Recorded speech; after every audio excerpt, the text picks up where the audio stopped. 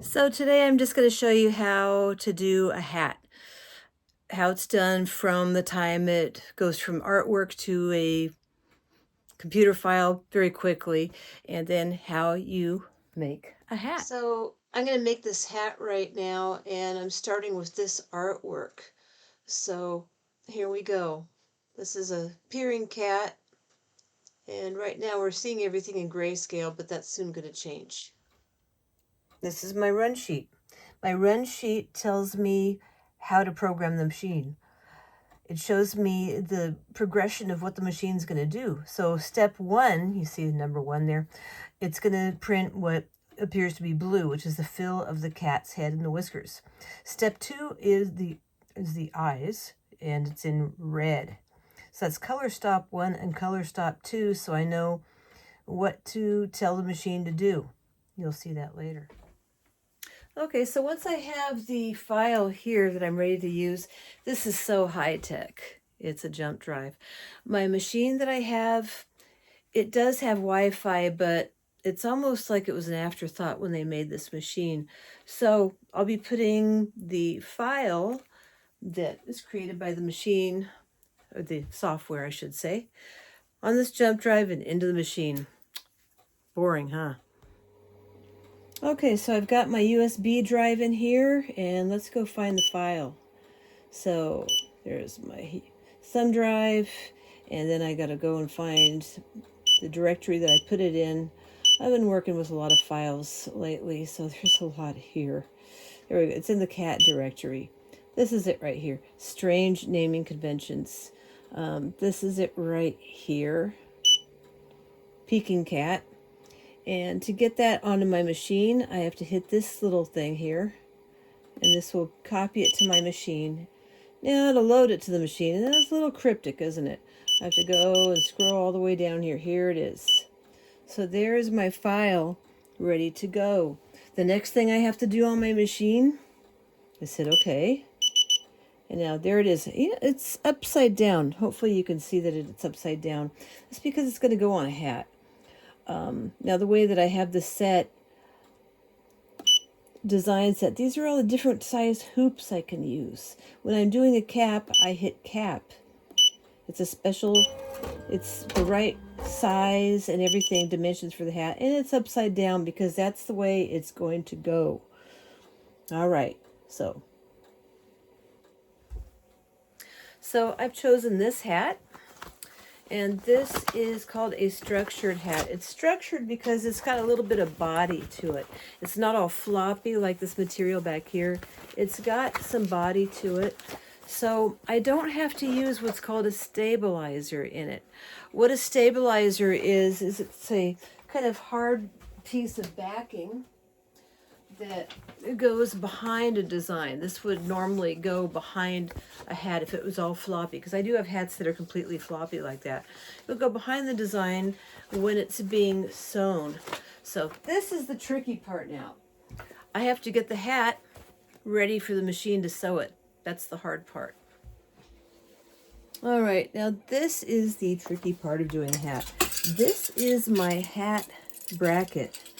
And this is my little helper that I have to help me get the hat ready to go on the machine. So I have my hat, and I like to open it all up like this and pull the band out and get it on here. And there's a metal part here that holds it. So what I have to do is get the hat carefully around the back of it. I know it's hard to see back here, but there are a couple of posts.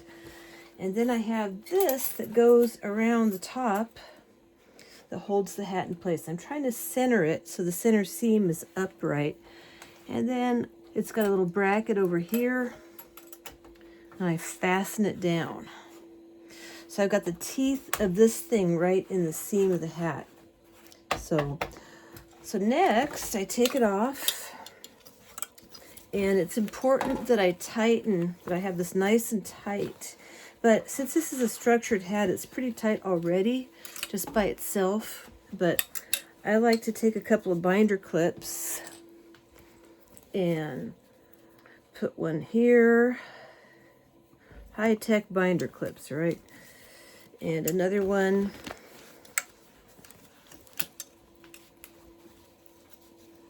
over here just to hold it. The last thing I like to do before I do a hat, because when it goes up in the machine and it's oscillating with the machine doing the stitching, it'll rub the bill and it leaves a burn mark, and you don't want that. So I have these things. I just started using them, and it's actually a bill protector. And I put it right on here. It sticks on, just like that. And I do use a little bit of painter's tape to secure it as well. Yeah, I've got my painter's tape right here. And I always just take some and put some here and here. Okay, so my hat is ready to go. So now this is my machine's hat bracket. And what I need to do then is I need to take this hat and get it on here. So I put it on to the side, the bill to the side, like this. And then I rotate it around until I get right there, and I snap it in. There's 3 latches. Yeah, they're all clicked in there. So the hat is on. The next thing I need to do is that I need to check my machine for the center of that cap.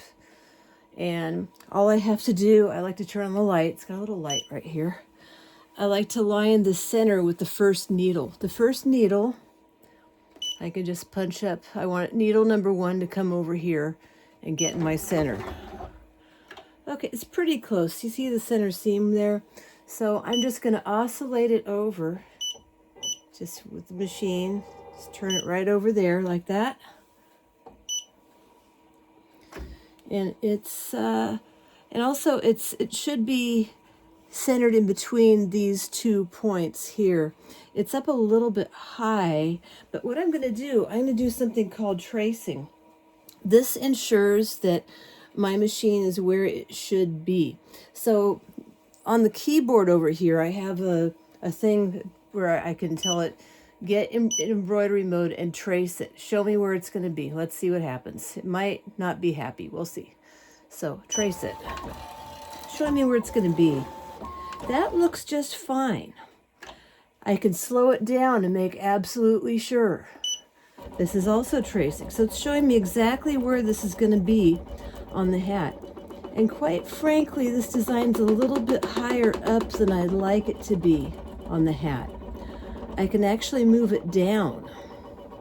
So we're going to do that. We're going to adjust it, because we like it to be about a 1/2 inch above the bill of the hat, and it's a little bit, so I can move it.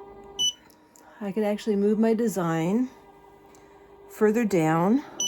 Let's see what that looks like. Again, I'm going to use my trace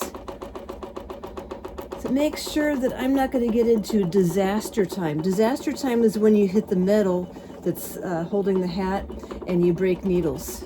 And there was one time I broke 4 needles doing one hat. This looks just about right.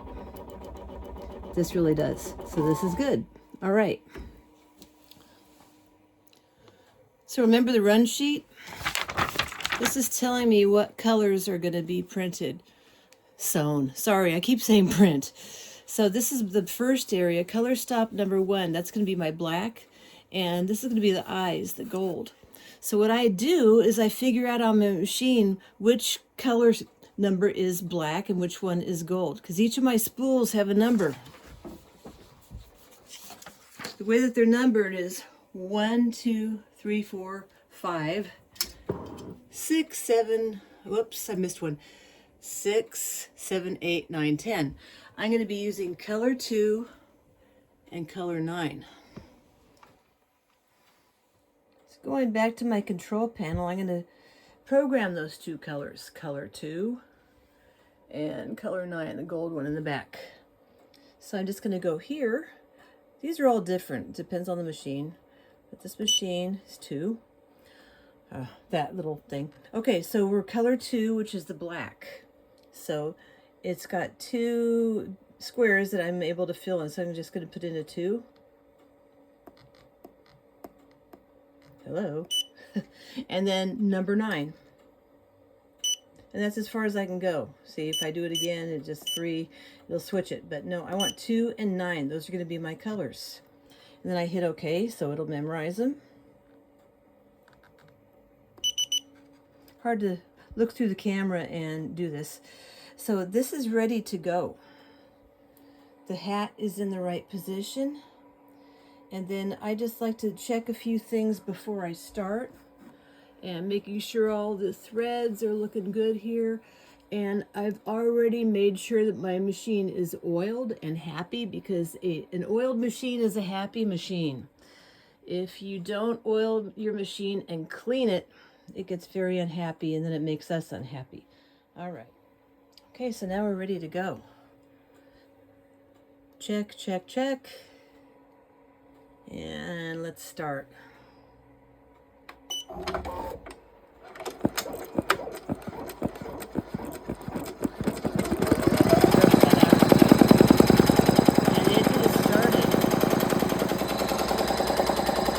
On my screen, I can see what part of the design is actually being stitched. See, and it just made the whiskers. Now it's going over to the other side of the hat to do the whiskers on the other side of the design. So I can see what it's doing right there. Now I have this set, the 650. That's how many stitches per minute it's doing. This machine can do 1,000 stitches a minute, but I keep it at 650 for hats, because hats you should go slow. The number of stitches is the 5,647. It's currently coming up on 700. There it goes. So I can see its progress. I also keep a webcam trained on my machine, so I could go out and watch TV and know what's going on with my machine. So what it's doing now, it's starting to fill in. It already filled in one ear over here. It's starting to do the fill. Now it's starting to do the fill on the ears. This is called a satin stitch. So the machine is still busy at it. It's about halfway through now.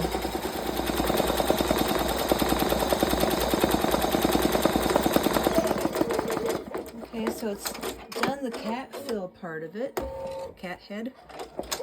Now it's going to go over here and do some more space and the outlines and the satin stitch around the edge.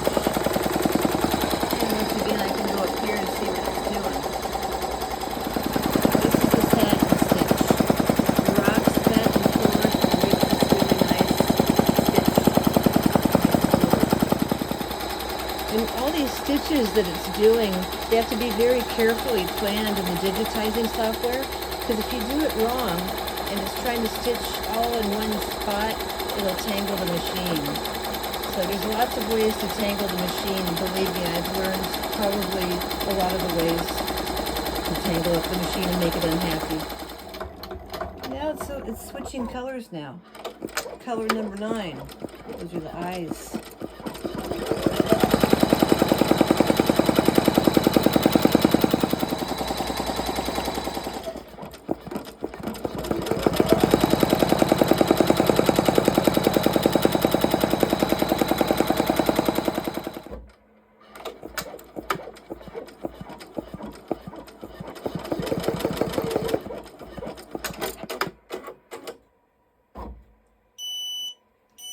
That happy sound, that means it's done. So now it's done. So I'm releasing the latches. I'm just going to turn it over to the side. And there's my hat.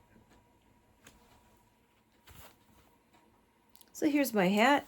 And so now I need to go here and see all these threads sticking up here.